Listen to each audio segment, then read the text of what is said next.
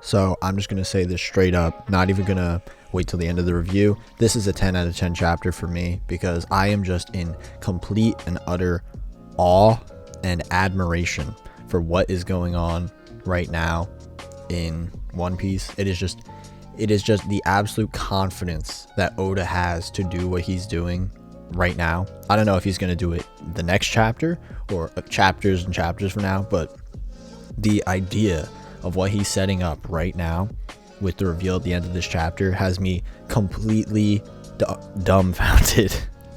I'm literally having trouble speaking. That's how excited I am from this reveal, because it is just, it's insane.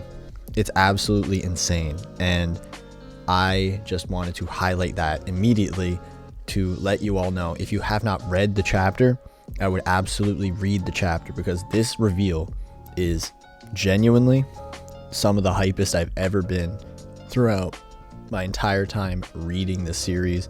So if you haven't read the chapter yet, I would just stop this video, pause it, or come back to it after you read it and just experience what I'm about to just gush about for minutes on end, because I thought it was absolutely fantastic, and I think you all should experience it blind as well. Chapter 1017 is called Orders, and it directly continues after the last chapter. So Tama is having some conflict with Queen and is very intimidated by him, obviously, but it then cuts immediately to Jinbei and Who's Who. And this really had me excited because Jinbei is one of my favorite characters, and I felt as though we weren't seeing a lot of his action. So I'm hoping we get some of Robin and Brooks' fight later on as well. We then get some more quick catching up moments with Frankie and Inuarashi, so we get to see how they're doing in their fights as well.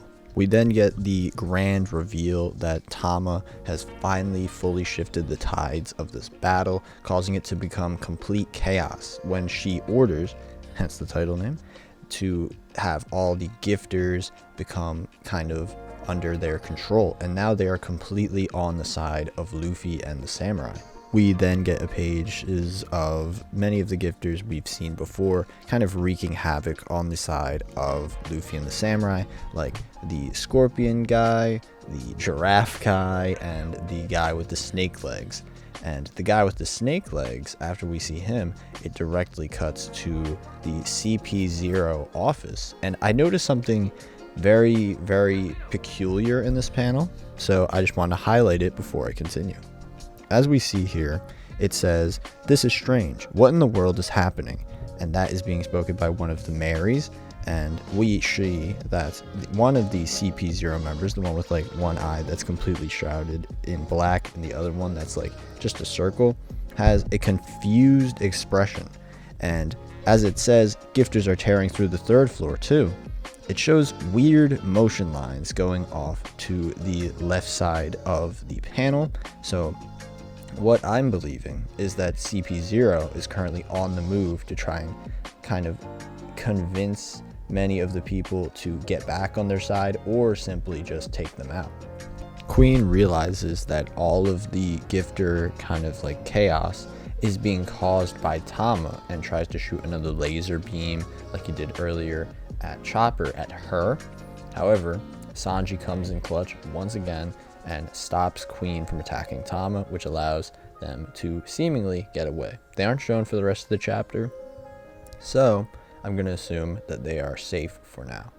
Now, Queen actually gets a lot of really cool scenes immediately after this, because he judges Sanji once again, ironically, by saying judge's son. Now, Sanji immediately comes back with this really, really interesting point. "I suppose you were also part of that insane research team." And Queen instant response, "You mean Mads? That's ancient history. Now check me out, I'm a cyborg." And then Queen is revealed to show his hybrid form, and it shows that he has a ton of really, really wacky stuff going on, like his tail can separate and become this weird claw-like thing. Something really funny is that his hair, that's kind of like Apu's haircut, also has a claw within it. And I think it's a really wacky, fun Oda design. I'm really intrigued by this Mads thing that Queen mentions, because I'm wondering who else could possibly have been in it. Could Vegapunk have been in it? Could Caesar have been in it? I don't know. But I think there's definitely something interesting going on, like what was Mads, the intention behind it, and why does Sanji know about it specifically? Obviously, Sanji knows about it because Judge, But what makes Mads so important compared to everything else? We then get to see the after effects of Chopper's newly formed kind of rumble balls that Caesar helped develop, and personally, not at all what I expected, but I'm not against it. Honestly, it kind of reminds me quite a bit of Luffy's original Gear 3rd kind of regression, where he had to get really, really small after he got really big. I think it's kind of a neat connection.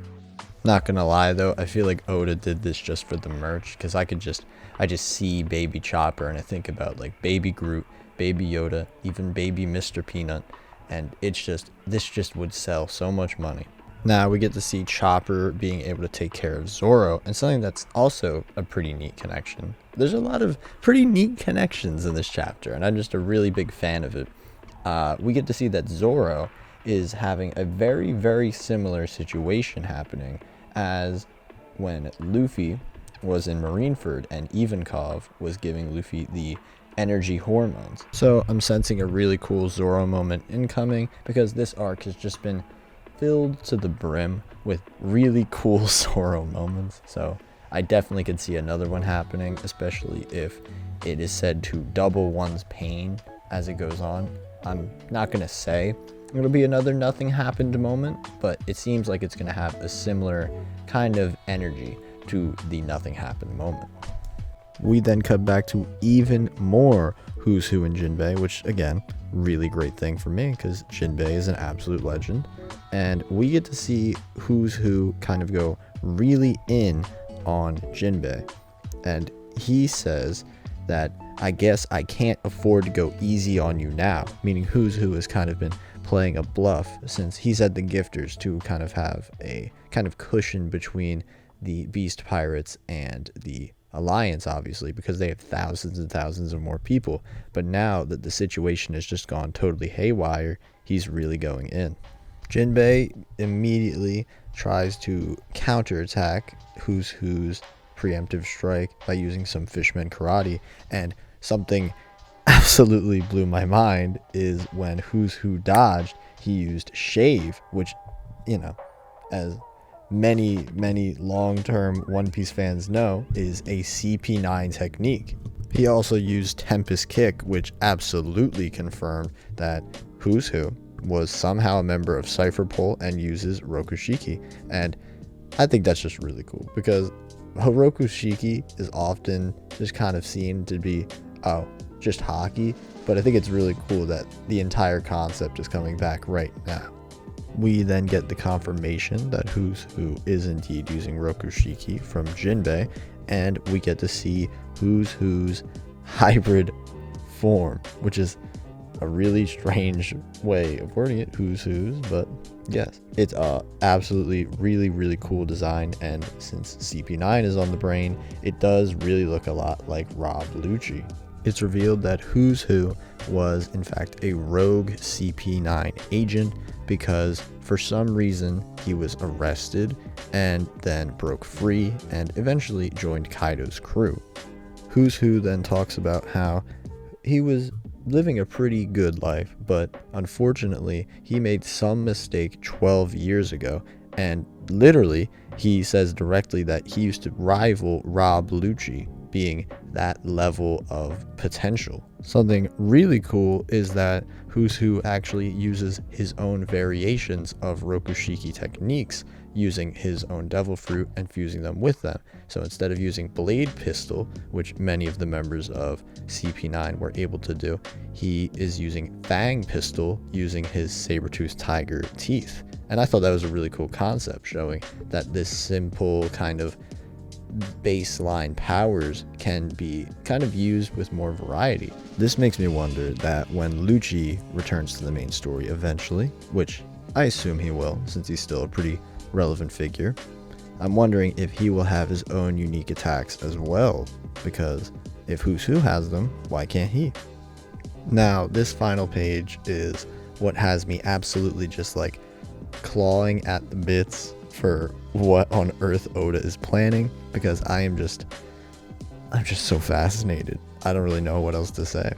Who's Who reveals some absolutely groundbreaking stuff, saying to Jinbei that Luffy is the cause for all of his pain and suffering, because his popularity reminds him of his bitter past.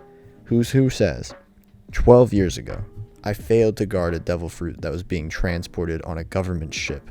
I was shocked when Straw Hat Luffy came to prominence 2 years ago. That's when I learned that the stolen Gomu Gomu fruit had been eaten by him.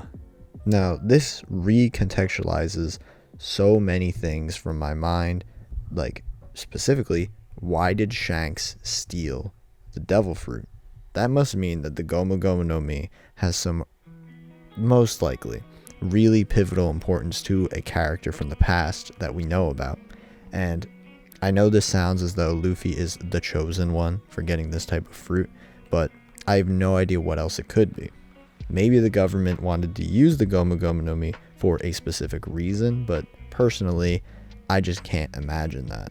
I feel like it has to have some connection to either Roger, Rocks, or Joy Boy. I'm very uncertain that Oda would be that direct to give Roger the Gomu Gomu no Mi. However, I could possibly see it for Rocks or Joy Boy because they're much more mysterious at this point in the story. Obviously, devil fruits are a really rare thing, so perhaps Vegapunk wanted the Gomu Gomu no Mi, and that's why Who's Who had to guard it. Or maybe one of the Celestial Dragons wanted it for some specific purpose. There are hundreds and hundreds of possibilities, and obviously, I can't think of one this fast. I am definitely planning on focusing on this more in a future video.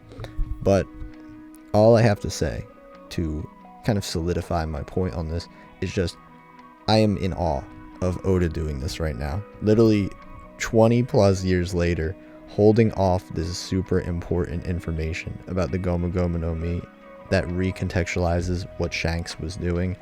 It's fascinating. So I'm very curious to see where this plotline goes. Absolutely. And especially so because there's no break next week. Maybe it'll be revealed next week or weeks from now. I'm assuming not next week, but still really crazy stuff happening.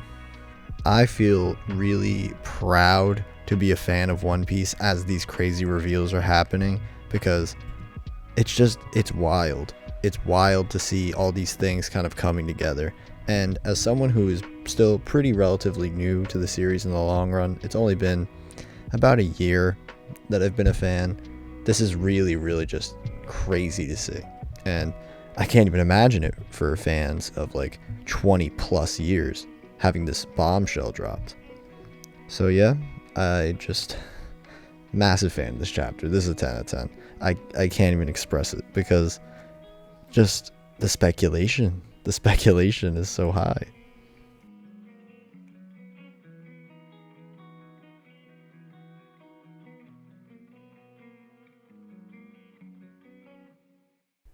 This is just something really weird that I wanted to mention for the post-production thoughts, but kind of a wild coincidence that I made a Buggy video yesterday, and Buggy turned out to be in the cover page for this chapter. I thought that was really, really just kind of bizarre. If you did enjoy the video, I will absolutely be making more content on this chapter because the end section with Who's Who absolutely has me just ecstatic for what could possibly be revealed soon. And I'm thinking of doing kind of a group video with many other One Piece YouTuber friends I have, just discussing this chapter, or maybe the raid itself, how we think the tragedy is going to go, or more likely than not, just talking about the Gomu Gomu no Mi and Shanks' involvement and just everything. It's just so cool, and I just want to make more content about it, so very eager to get that all out. If you enjoyed, make sure to do the YouTube spiel, like, comment, and subscribe. I am planning for the next sub goal to be 250, and once we reach that, I'm going to definitely try and do another special video for you guys. Take care.